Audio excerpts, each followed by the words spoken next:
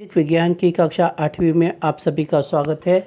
आज हम इतिहास की पुस्तक सामाजिक एवं राजनीतिक जीवन 3 इसके दूसरे अध्याय का अध्ययन करेंगे। अध्याय का नाम है व्यापार से साम्राज्य तक कंपनी सत्ता स्थापित करती है। From trade to territory the company establishes power. हमने इसके पहले भाग में पढ़ा कि किस प्रकार से यूरोपीय कंपनियां ने भारत में आना शुरू किया, किस प्रकार से उन्होंने व्यापार के लिए अलग अलग भारत के तटीय क्षेत्रों पर अपने फैक्ट्रियां स्थापित की। आज हमने प्लासी के युद्ध के बारे में पढ़ा, हमने बक्सर के युद्ध में बारे में पढ़ा। आज हम उनकी आगे की नीतियों के बारे में चर्चा करेंगे। और in the earlier part of this lesson that we had discussed yesterday, we have learned how the European company had arrived in India. How did they establish its factories at the different parts of the country? How did the company involved in the war, like the Buxar, like the Battle of Plassey and Battle of Buxar? How did they involve themselves in the local politics of the country? Today we shall learn more about it. Company में फैला भ्रष्टाचार, corruption spread in the company. 1757 के प्लासी के युद्ध के बाद अंग्रेज company के अधिकारियों ने नवाबों को बाध्य कर दिया कि वे कंपनी के अफसरों को निजी तोहफों के रूप में ज़मीनें और पैसा दे। 1743 से 1767 ईस्वी तक रॉबर्ट क्लाइव के भारत के वास्तव्य के दौरान उन्होंने अकूत संपत्ति जमा की, इंग्लैंड में आलीशान बंगले बनाए। 1767 में जब उन्हें गवर्नर के तौर पर भ्रष्टाचार खत्म करने का काम सौंपा गया, उस दौरान उन्होंने भारत से लगभग 4,01,102 पाउंड के बराबर दौलत कमाई। उनके इंग्लैंड में आलीशान जीवन शैली के कारण वहाँ उन्हें नवाब कहकर पुकारा जाने लगा। 1772 में उनके संदेहास्पद संपत्ति के स्रोत और भ्रष्टाचार के कारण उन पर ईस्ट इंडिया कंपनी के अधिकार और अन्य ईस्ट इंडिया कंपनी के अधिकारियों पर ब्रिटेन की संसद में मुकदमा चलाया। यानी 1757 के युद्ध के बाद और 1764 के युद्ध के बाद ईस्ट इंडिया कंपनी के अधिकतर अफसर मनमानी तौर पर व्यापार करने लगे। उन्होंने भारतीय भू क्षेत्रों पर बहुत ज़्यादा भ्रष्टाचार किया। यहाँ के व्यापारियों को घूस देकर उन्होंने उनसे बहुत कुछ जो है सत्ता के खिलाफ उनका इस्तेमाल किया और जो नवाब थे, व्यापारी थे, उन्हें मजबूर किया कि वो उन्हें बहुत सारे तोहफे ला के दे, नजराने ला के दे या उन्हें जो है निजी तौर पर ज़मीनें और पैसा दे। इसके कारण उन्होंने यहाँ पर बहुत ही ज़्यादा धन संपत्ति एकत्रित की। After 1757 Battle of Plassey, Nawabs were accomplished to give lands and lump sum money as a personal gift to the East India Company officers. During the stay of Robert Clive in India during 1747 to 1767, he accumulated enormous wealth upon which he built elegant bungalows in England, lived luxurious life there. In 1767, when he was given the second tenure as a governor of the East India Company and entrusted the task of removing the corruption in the company, he accumulated the wealth of 4,01,102 pounds. On account of his luxurious lifestyle in England, he was addressed as Nawab there in England.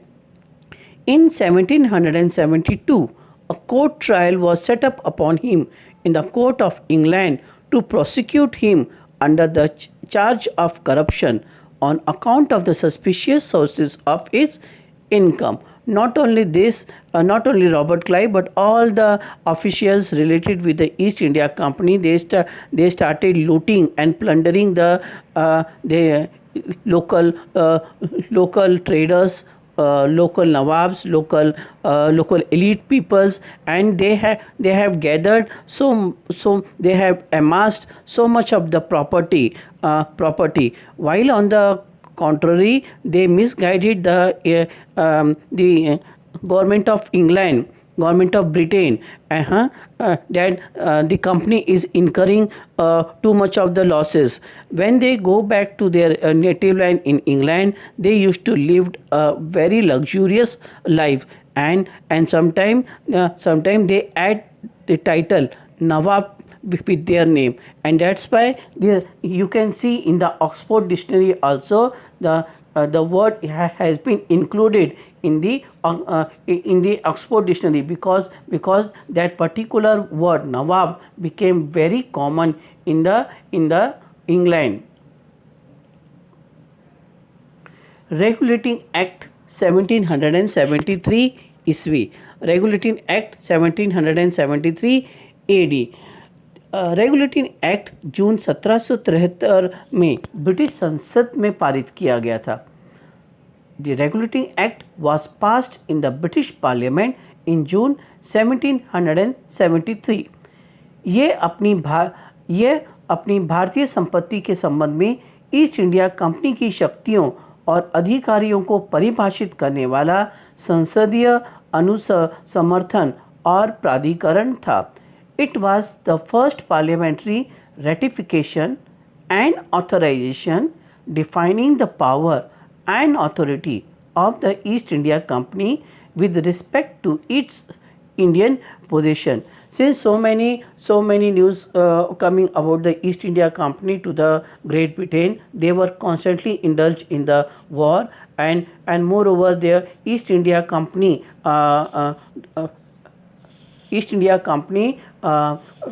stated that they were incurring regular losses. They were defaulting the taxes which were levied upon them, and that's why. But on the contrary, the officers of the East India Company lived a very lavish life. That's why the government of England thought to investigate the matter, and to investigate the code of conduct of the company, and that's why they passed a law in the British Parliament called East India Company. They want to put a check upon the working style of East India Company. That's why they passed an act in the Parliament. Moreover, the England doesn't want to take over East India Company at that time, and they do not want to intervene between the East India Company and the colony of India, and that's why they passed this law called Regulating Act. The name itself suggests regulation of whom? Regulation of its officers dealing with the company. ये जो regulating act है, या जिसको विनियमन कानून कहते हैं, ये ईस्ट इंडिया कंपनी के अधिकारियों के व्यवहार को नियंत्रित करने वाला एक कानून था. ईस्ट इंडिया कंपनी बार बार ये ब्रिटिश संसद को कह रही थी कि उन्हें नुकसान हो रहा है और वो घाटे में चल रही है. तो लेकिन यहाँ के जो अधिकारी है वो बहुत ही ज़्यादा वैभवपूर्ण जीवन इंग्लैंड में जी रहे थे. भारत से आते ही वो अमाप संपत्ति, अकूत संपत्तियाँ वहाँ पे इकट्ठा करते थे. इसलिए ब्रिटेन की संसद को इनके आचरण में एक संदेह हुआ, और उन पर प्रतिबंध लगाने के लिए इन्होंने ये कानून संसद में पारित कराया, जिसको कहते थे रेगुलेटिंग एक्ट. इसीलिए तो रॉबर्ट क्लाइव और बहुत सारे ब्रिटिश अधिकारियों पर कोर्ट में मुकदमा चलाया गया. बाद में आपने ये रॉबर्ट क्लाइव, उन्होंने आत्महत्या कर ली, और जो बाकी के अधिकारी वर्ग थे वो एक एक करके बीमारी से मर गए. रेगुलेटरी एक्ट पारित करने का कारण। अब हम बात करते हैं रेगुलेटरी एक्ट आखिरकार पारित क्यों हुआ, ऐसे क्या कारण थे जिसके कारण ये विनियमन कानून पारित किया। पहला कारण, ईस्ट इंडिया कंपनी गंभीर वित्तीय संकट में थी। ऐसे ईस्ट इंडिया कंपनी इंग्लैंड को निर्देश दे रही थी कि वो घाटे में चल रही है। उसने ब्रिटिश सरकार से 1772 ईस्वी में 1 करोड़ का ऋण मांगा। 1 करोड़ पाउंड का उन्होंने ब्रिटिश सरकार से ऋण की अर्जी दी। अगर व्यापार कर रहे थे, व्यापार में अगर मुनाफा नहीं हो रहा था, घाटा हो रहा था, तो फिर यहाँ के अधिकारी इतना वैभवपूर्ण जीवन कैसे जी पा रहे थे। तो ये एक विरोधाभास था। ब्रिटिश सरकार से 1772 ईस्वी में 1 करोड़ का ऋण मांगा ईस्ट इंडिया कंपनी ने। कंपनी के अधिकारियों पर भ्रष्टाचार और भाई भतीजावाद के आरोप लगे थे, यानी वो अपने रिश्तेदारों को, अपने जान पहचान वालों को, अपने मित्रों को जो है ईस्ट इंडिया कंपनी के में नौकरी दिलवाते थे और उन्हें भारत लेके आते थे और यहाँ पर वे व्यापार के द्वारा या नवाबों को डरा कर धमका कर, व्यापारियों को डरा कर धमका उनसे ये पैसा ऐंठते थे और इस तरह से वो उनकी संपत्ति में इजाफा होता था। बंगाल में एक भयानक अकाल भी पड़ा, जहाँ पर एक बड़ी आबादी की मृत्यु हो गई। यानी उसी समय में बंगाल में एक बहुत बड़ा भयानक अकाल पड़ा। रॉबर्ट क्लाइव के द्वारा स्थापित प्रशासन की दोहरी नीति जटिल थी।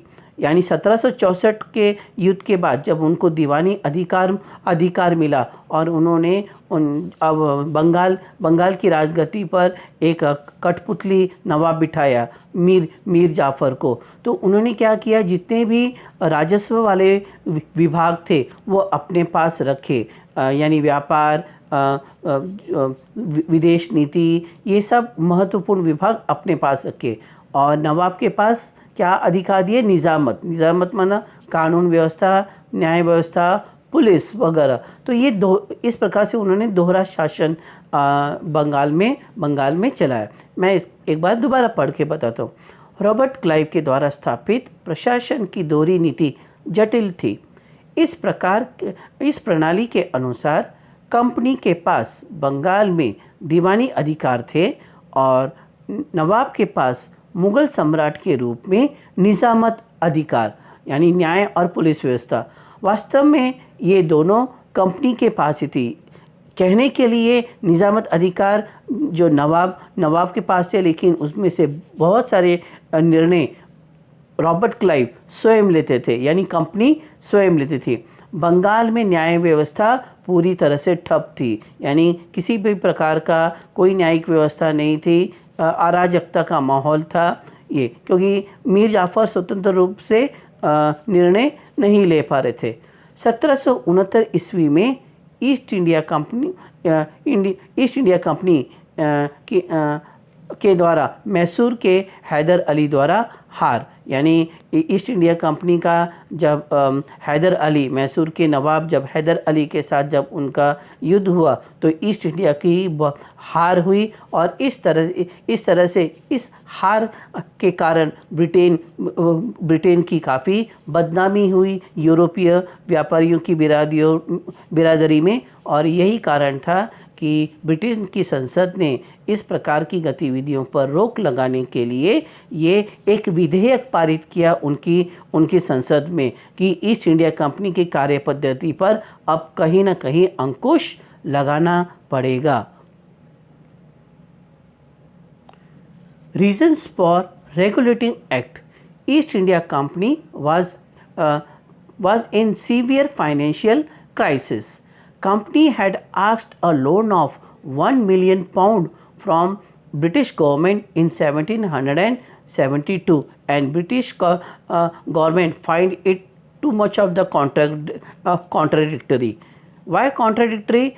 If the East India Company is securing heavy losses and East India Company is demanding a loan of £1 million from the government, then how could its officials live such a lavish life in England. How they are capable of purchasing such an elegant bungalows, such a huge property.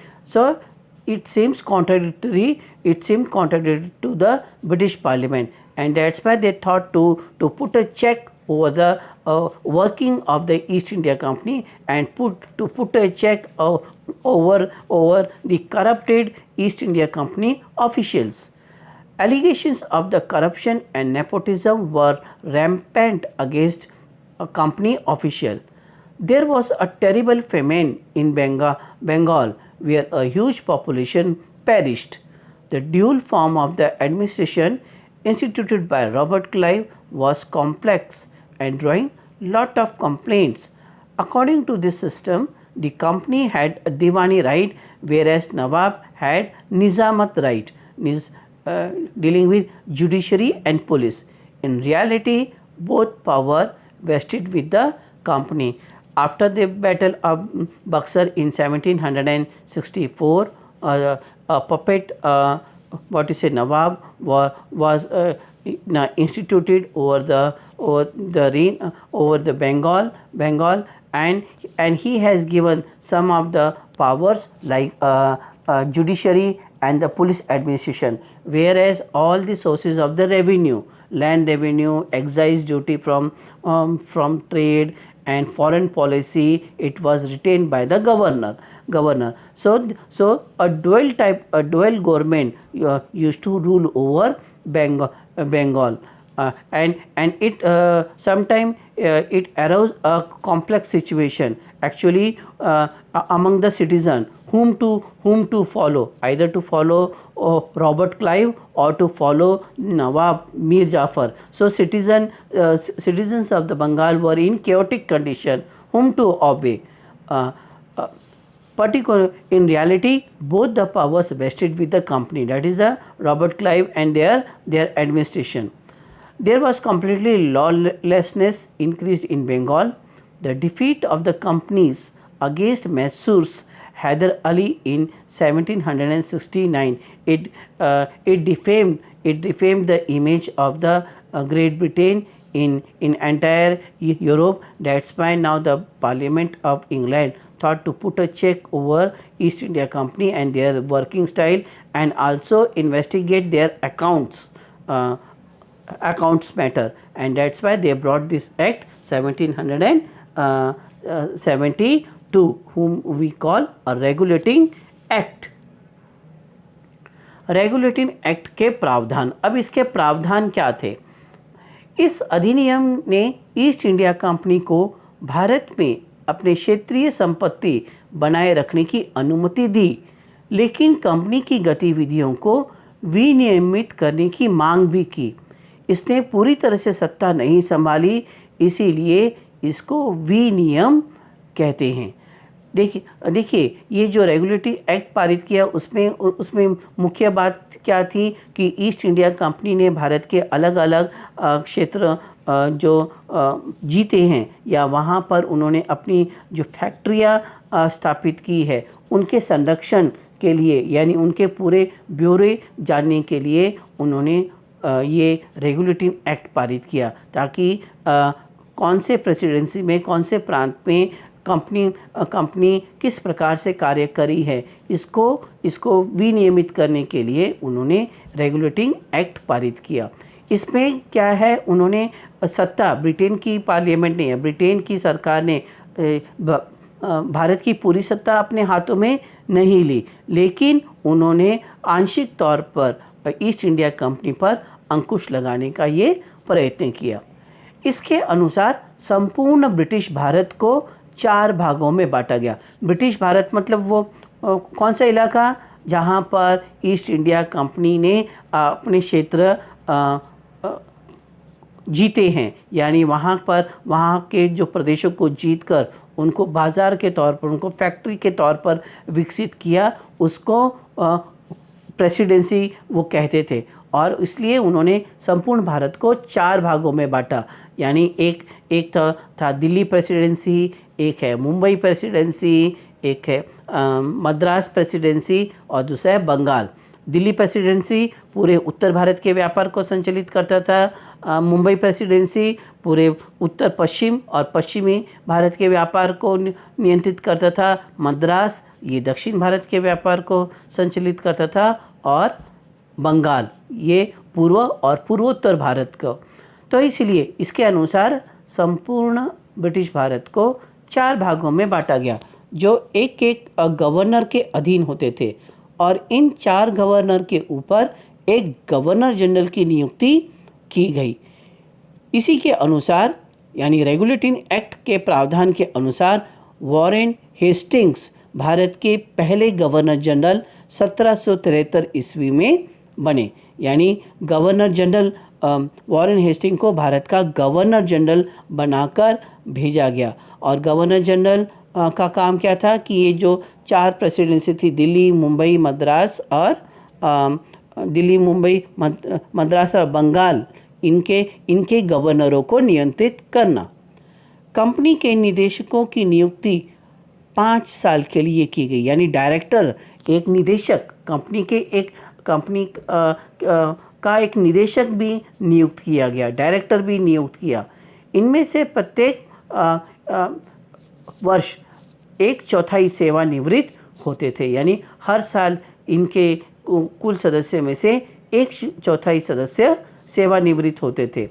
निदेशकों को भारत आने के पहले और वापस Britain जाने पर अपनी संपूर्ण संपत्ति और उनके स्रोत का ब्यौरा देना होता था। यानी अब जो भी निदेशक इंग्लैंड से भारत की ओर रवाना होंगे ईस्ट इंडिया कंपनी के नुमाइंदे बनकर, उनको इंग्लैंड छोड़ते वक्त अपनी संपूर्ण संपत्ति का ब्यौरा देना होता था, और वो कहाँ कहाँ से अर्जित की उसका भी ब्यौरा उनको देना होता था। भारत में उनका कार्यकाल समाप्त होने पर जब वो वापस इंग्लैंड जाते थे, तो इंग्लैंड जाने पर भी उनको अपनी संपत्ति का पूरा ब्यौरा देना होता था, और कहाँ से वो संपत्ति किस मार्ग से अर्जित की वो भी उनको बताना पड़ता था। निदेशकों को भारत आने के पहले और वापस ब्रिटेन जाने पर अपनी संपूर्ण संपत्ति और उनके स्रोतों का ब्यौरा देना होता था। प्रथम और आखिरी प्रावधान क्या था? प्रथम मुख्य न्यायाधीश के तौर पर सर एलिजा इम्पे के साथ कलकत्ता में एक सर्वोच्च न्यायालय की भी स्थापना की। इस रेगुलेटिंग एक्ट का सबसे बड़ा जो बदलाव था वो जो ब्रिटेन सरकार भारत में लेके आई थी, सर्वोच्च न्यायालय की स्थापना। और ये सर्वोच्च न्यायालय कलकत्ता में फोर्ट विलियम के पास उन्होंने स्थापित किया, और इसके पहले न्यायाधीश थे सर एलिजा इम्पे। तो ये जो है कुछ महत्वपूर्ण जो सुधार थे जो रेगुलेटिंग एक्ट के द्वारा ये ब्रिटेन सरकार ईस्ट इंडिया कंपनी के द्वारा भारत में लेकर आई। Provisions of the Regulating Act. This act permitted the company to retain its territorial positions in India but sought to regulate the activities and functioning of the company. It didn't take the power completely, hence called regulating. See, what is the first provisions under the Regulating Act? The first provision under the Regulating Act is to put check over the working style and to maintain the discipline in the East Indian Company. Through this act, government of Britain or the Parliament of the Britain doesn't want to take over the charge of India as a whole, but it want to channelize the trade interest of the East India Company and the vested interest of the Britain through this act. Hence, it is called regulating act, because it is regulate the conduct of the East Indian Company officials. The act provided for the appointment of the Governor General along with 4 governors of Delhi, Mumbai, Madras and Calcutta, whom they used to call presidency. See, East India Company, when they came to India in 1608 and until 1764, they have able to bring a major area of India under their control, under their military rule, and trade and their trade, what do you say, monopoly. And that's why they have divided the entire India, British India, into four parts, whom they call presidency, and those were Delhi, Mumbai, Madras, and Kolkata. As per this, Warren Hastings was appointed as the Governor General of British India. So Warren Hastings was the first Governor General in in India under under East India Company. The company's directors were elected for 5 years, and one-fourth of them were to retire every year. These directors were to declare their properties and its source coming from for India, and while reaching at England, means now the directors are bounded to disclose their property and their sources, from where did they earn such a where they have through what means they have accumulated those wealth while coming to India, and after leaving for England. A Supreme Court of uh, ju- uh, jurisdiction was established at Calcutta with Sir Alice Impey as the first Chief Justice. The most important landmark brought through the Regulating Act in India was the establishment of the Supreme Court. Earlier, there was no organized system of judiciary in India. The credit goes to the British government and the East India Company to establish the first organized law platform, or the judiciary under Sir Elias Impey as the first Chief Justice.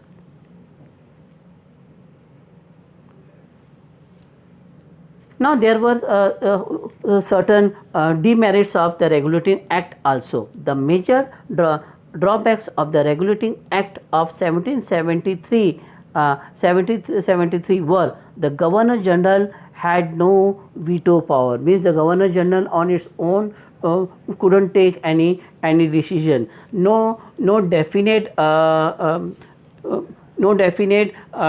definition of the powers of the governors and the governor generals were described. It didn't address the concern of the Indian population who were paying revenue to the company. It did not stop corruption among the company officials. यानी ये जो regulating act है उसकी सबसे बड़ी खामी क्या है कि इन्होंने भारत में जो भ्रष्टाचार रोकने में वो नाकाम हो गए.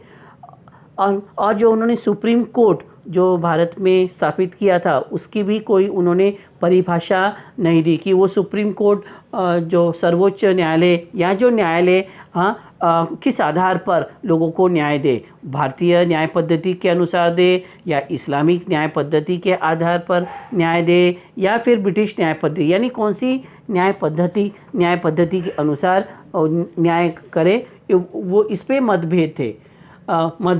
इसीलिए भारत के बहुत सारे लोगों के मन में इस न्याय व्यवस्था पर असंतोष गहराता गया, जो फिर बाद में 1857 में एक क्रांति का कारण भी बना.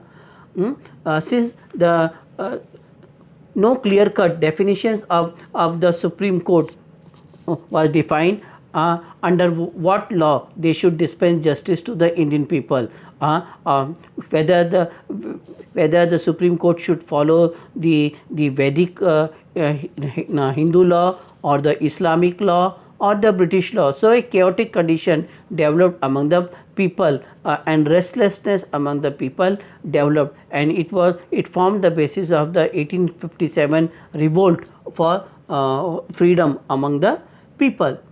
The parliamentary control that was sought in the activities of the company proved to be ineffective, as there was no mechanism to study the report sent by Governor General in the council. So these were certain demerits of the Regulating Act. ये जो regulating act है उसके ये कुछ खामियां हैं. एक तो जो उन्होंने सर्वोच्च न्यायालय जो स्थापित किया उसकी उन्होंने परिभाषा नहीं दी कि किस आधार पर है। गवर्नर और गवर्नर जनरल में शक्तियों की परिभाषा नहीं दी कि गवर्नर जनरल की क्या अधिकार है और गवर्नर्स की क्या अधिकार है। जो 4 गवर्नर्स थे, दिल्ली, मुंबई, मद्रास और कलकत्ता, उनमें भी कोई समन्वय नहीं था। तो एक प्रकार की ये और इस प्रकार ये रेगुलेटरी एक्ट नाकाम हो गया।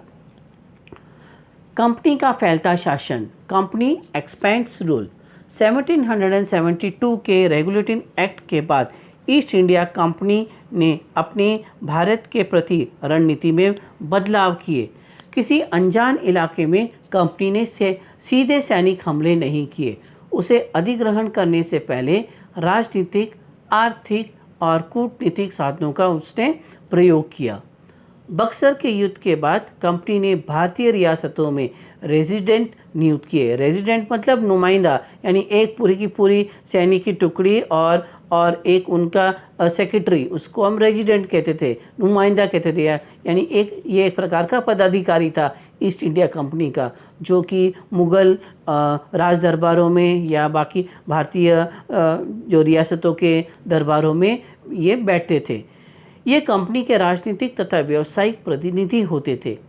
उनका काम कंपनी के हितों की रक्षा करना और उन्हें आगे बढ़ाना था।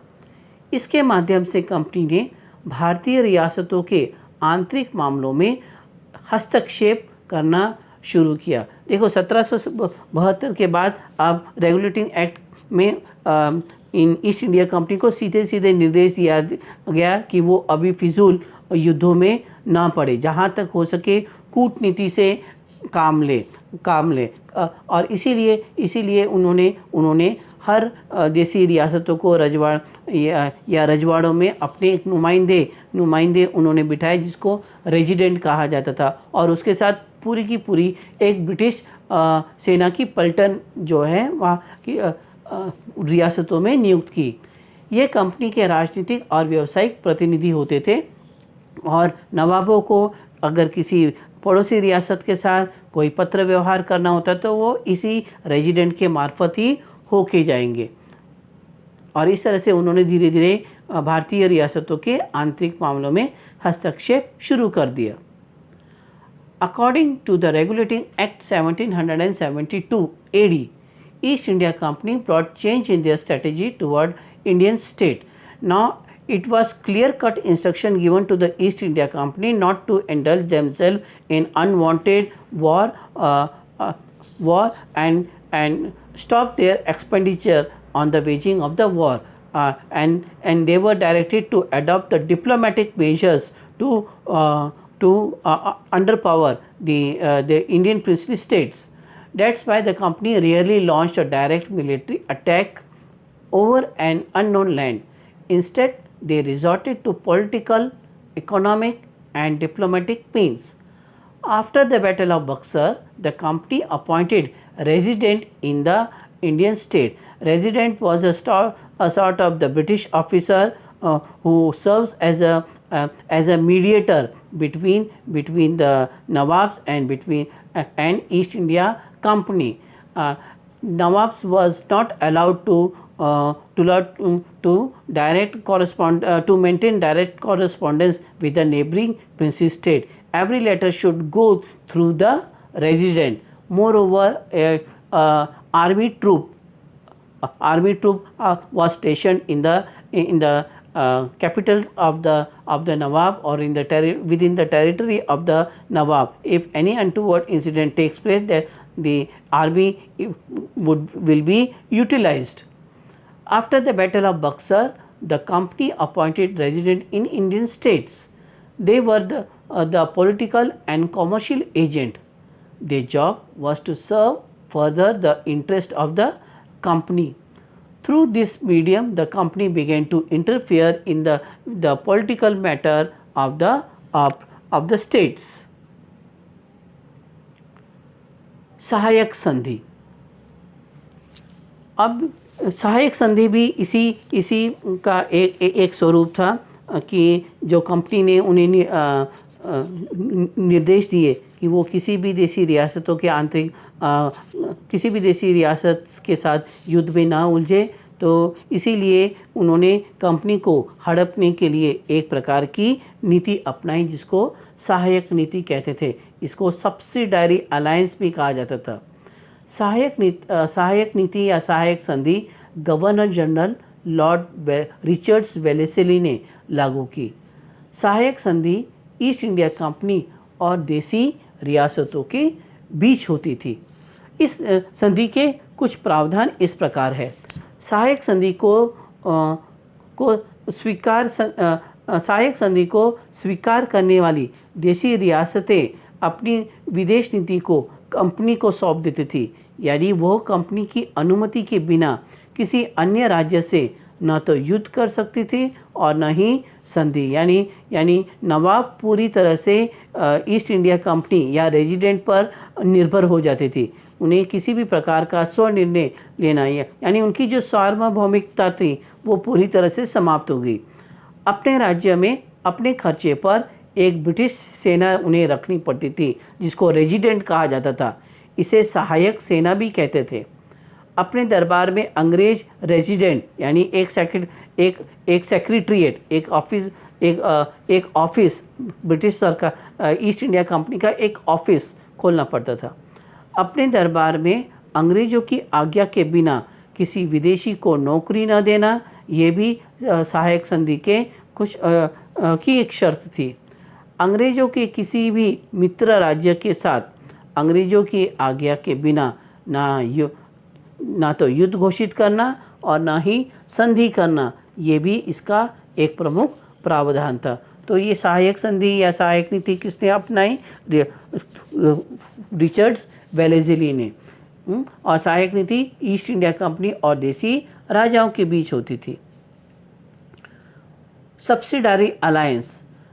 Subsidiary alliance system was introduced by Governor General Lord Richard Wellesley, who assumed the office after Governor General Warren Hastings. Subsidiary alliance was between East India Company and the Indian states. Now, what were the provisions of the subsidiary alliance? Accepting the subsidiary treaty, the native princely states, accepting the treaty, handed over its foreign policy to the company. That is, it could neither wage war nor maintain any alliance with any other state without the company's permission. This way, they have maintained a rift between all the Indian princely states. Now they were earlier there was a sense of the harmony between the Indian princely states. Now through this system, they have developed an environment of suspicions among the princely state, and they have started building a rift between the neighboring princely states. To keep an English army in his kingdom at his own expense, it was called the auxiliary army. One more condition of subsidiary alliance was the princely state or the king have to maintain a British army in their territory and have to incur all its expense. To have English resident in the court, they have to open a secretariat in their court, and all the correspondence of the prince or the king should go through the medium of resident. They were restricted not to give any foreigner, not to give any job to any of the foreigner without the permission of the British. Don't make war or treaty with any friendly states of British without the command of the British. Means now the freedom of the Nawabs or the freedom of the kings were completely snatched by the resident. Now they cannot maintain any bilateral harmony with the neighboring state. Every time they have to take the permission of the British counterpart, and there is 100% possibility that the East India Company and the British officials, they deny that permission. So the kings were just a nominal king, or they have become just the puppet in the hands of East India Company. Their freedom had no meaning. They completely depended on the East India Company. Positions of the Indian princess, राजाओं की स्थिति। सहायक संधि को मानने वाला देसी राजा यदि सहायक सेना का खर्चा नहीं दे पाता तो जुर्माने के तौर पर उसके किसी भी प्रदेश पर अधिकार कर लिया जाता था। If the rulers fail to make payment then the part of their territory was taken away as a penalty. उदाहरण क्या है इसका? 1801 में अवध के कुछ प्रदेश इन्होंने हथिया लिए क्योंकि अवध का नवाब रेजिडेंट का खर्चा नहीं चुका पाया, और इसलिए उसके कई इलाकों को अंग्रेज़ों ने या ईस्ट इंडिया कंपनी ने अपना हथिया लिया। उसी तरह से हैदराबाद को उन्होंने हथिया लिया। तो इस प्रकार बिना युद्ध किए ही उन्होंने एक के बाद एक जो है भारतीय इलाकों पर कब्जा करना शुरू किया। इस संधि को स्वीकार करने वाला देशी रियासत अपनी सुरक्षा के लिए कंपनी के द्वारा दी गई सेना की एक टुकड़ी रखती थी, जिसका खर्चा वो खुद ही वहन करते थे। सेना के खर्चे के लिए नगद वार्षिक धनराशि या राज्य का कुछ इलाका भी कंपनी को देना पड़ता था। देशी रियासतें अपनी दरबार में क्योंकि एक अंग्रेजी रेजिडेंट रखेगी और उससे समय समय पर शासन संबंधी सलाह भी लेती रहेगी। इसके बदले में देशी रियासतों को क्या मिलता था? तो इसका जवाब है कि एक गारंटी मिलती थी। गारंटी किस बात की? ईस्ट इंडिया कंपनी ऊपर दी गई शर्तों के बदले सहायक संधि को स्वीकार करने वाले राज्य की बाहरी आक्रमणों से सुरक्षा की गारंटी लेती थी और देशी शासकों को ये भरोसा दिलाती थी, या यूँ कहें कि उन्हें आश्वासन देती थी कि कंपनी राज्य के आंतरिक शासन में हस्तक्षेप नहीं करेगी। Means what did East India Company gave in return to this prince state? They assured that they will assist the Nawab from foreign invasion, foreign aggression, and the company will help them monetarily if they run out of the revenue. 10वें, East India Company को सहायक संधि से सबसे बड़ा फ़ायदा ये हुआ कि इसके द्वारा देशी राज्यों को एक दूसरे से अलग कर दिया। यानी अब तो ना कोई एक राज्य दूसरे राज्य से दोस्ती कर सकता था और न ही ठीक से लड़ाई, सभी पर कंपनी का नियंत्रण हो गया। अंग्रेज़ों के खिलाफ अब कोई राज्य आवाज़ नहीं उठा सकता था क्योंकि उन्हें कंपनी से खुद सैन्य सुरक्षा मिल रही थी। इसी कमजोरी का लाभ उठाकर कंपनी ने एक एक कर सभी राज्यों को अपने प्रभाव में ले लिया। Means the basic instinct of the harmony between the Indian princely state was completely destroyed, and no princely state dared to directly involved in war with the British East India Company because they have strong naval fleet and the strong army. देशी रियासतों के ही व्यय पर राज्यों में एक विशाल संगठन तैयार कर लेने के पीछे भी कंपनी का अपना स्वार्थ था। राज्यों की सुरक्षा तो दूर, वो विशाल सेना का उपयोग अपने शत्रुओं को नष्ट करने में करती थी। सहायक संधि की सहायता से अंग्रेजों ने फ्रांसीसी प्रभाव को भारत में आने से रोका। संधि के अनुसार फ्रांसीसियों को न तो दरबार में प्रवेश करने को मिला, न नौकरी मिली और न ही उन्हें उनसे सैन्य मदद किसी ने मांगी। धीरे धीरे फ्रांसीसियों को भारतीय राजनीति से संन्यास लेना पड़ा। The hidden objective behind the subsidiary alliance system that all other European powers like Dutch, French, Spaniards Germany, they were completely overthrown by the Indian princely states. Why? Because they were bonded by the subsidiary alliance. Now the Indian princely states can neither hire any other European power to their court, neither they were able to take their military help. That's why these European power were completely overthrown from the Indian subcontinent, and they find their new colonies in Indonesia, Sri Lanka, and like this. इस संधि के द्वारा company को रेजिडेंटों के माध्यम से देसी रियासतों के प्रशासन पर अपना प्रभुत्व स्थापित करने में भी मदद मिली। राज्यों के बीच आपसी विवादों को अब निजी लाभ के अनुसार मोड़ देने का कंपनी ने भरपूर फायदा उठाया। देसी रियासतें कंपनी की सर्वोच्चता स्वीकार करके अपनी स्वतंत्रता गंवा बैठी थी। इन रियासतों को अंग्रेजी रेजिडेंट की सलाह के अनुसार ही निर्णय लेना ठीक लगने लगा। इससे उनके अपने निर्णय लेने की क्षमता कमज़ोर होती चली गई। धीरे धीरे वे अंग्रेज़ों के हाथ की कठपुतली बन गए। Means the mere sovereignty of the Indian princely states was destroyed. They were now enslaved at the hands of East India Company. देसी रियासतों को कंपनी के सेना का रेजिडेंट का खर्चा वहन करना पड़ता था। सहायक संधि के चलते देसी रियासतें अधिक आर्थिक रूप से कमज़ोर पड़ गई।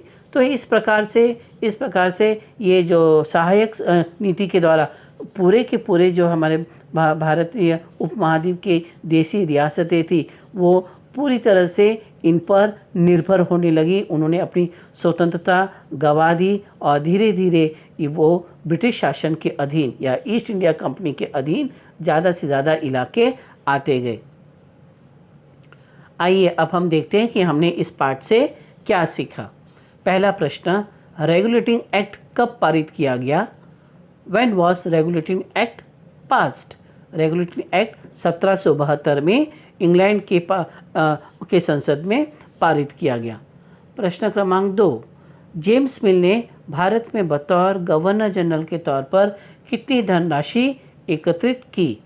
As a governor general, how much wealth James Mill had accumulated? Answer क्या है?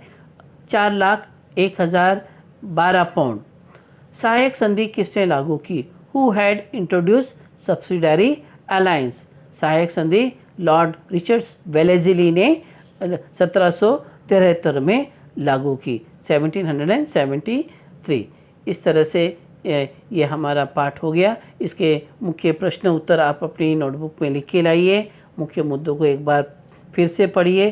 कुछ समझ में नहीं आया तो आप मुझसे व्हाट्सएप पर पूछिए। धन्यवाद।